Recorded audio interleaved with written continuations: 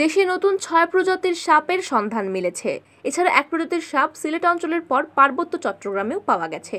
নতুন প্রজাতির একটি সাপের বিস্তারিত তথ্যসহ গবেষণা প্রবন্ধ ইউরোপীয় বাণিজ্যিক সোশ্যাল নেটওয়ার্কিং সাইট রিসার্চ গেটে প্রকাশ হয়েছে।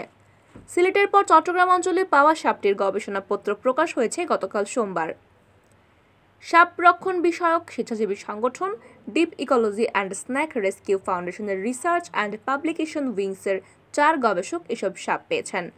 নতুন পাওয়া বাকি ৫ সাপ নিয়ে তাদের গবেষণাপত্র শিগগির প্রকাশ হবে বলে জানিয়েছে দলটি। এ নিয়ে দেশে বিচরণকারী রেকর্ডকৃত সাপের প্রজাতির সংখ্যা দাঁড়ালো ৯৯টিতে। গত ২৫ নভেম্বর রিসার্চ গেটে প্রকাশ হওয়া ঢোড়া গোত্রের সাপটির নাম রাখা হয়েছে দাগি ঘাড় ঢোড়া।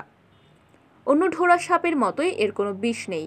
বেশ সরু আর ১.৫ থেকে ২ ফুট দৈর্ঘ্যের সাপটি নদী, জলাশয় ও পুকুরে থাকে। ব্রাহ্মণবাড়িয়ার নাসিরনগর ও নড়াইলের তুলারামপুরে এই সাপ দেখা গেছে। এর আগে ১৯৭৭ সালে ভারত ও নেপালে এই জাতের সাপ দেখা যায়। সিলেটের পর চট্টগ্রামে পাওয়া সাপটির নাম কলার্ড ব্ল্যাক হেডেড বা হলুদ ঘাড়ের কালোর মাথার সাপ।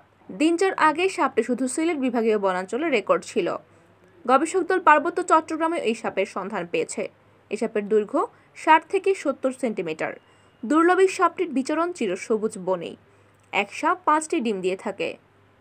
এর আগে লাউয়াছড়া জাতীয় উদ্যান এবং রাজকান্দি সংরক্ষিত বনে সাপটি রেকর্ড করা হয়। গবেষক দল কালো মাথার সাপটি বান্দরবনের নাইক্ষ্যংছড়ির জামচিওরি গ্রামে পেয়েছে। Deep ecology and snake rescue ফাউন্ডেশনের রিসার্চ অ্যান্ড পাবলিকেশনস উইংয়ের ইফতেখার মাহমুদ, আদনান আজাদ, মাহফুজুর রহমান, আশিকুর রহমান গবেষণা কাজটি করেছেন। আদনান আজাদ আসিফ বলেন, সাপ নিয়ে আমরা দীর্ঘদিন গবেষণা ও সচেতনতার কাজ করছি। সরীসৃপ জাতীয় প্রাণী নিয়ে গবেষণায় দেশের ১৬টি জেলার নদী ও জলাভূমিতে জরিপ করেছি। আমাদের দেশে ৯৫% সাপের বিষ নেই।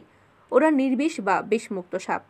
বাকি মাত্র ৫% সাপের বিষ থাকলেও তারা কখনোই তীব্র ভয় বা আঘাত না পেলে ছোবল দেয় না। পরিবেশের জন্য সাপ অত্যন্ত উপকারী প্রাণী।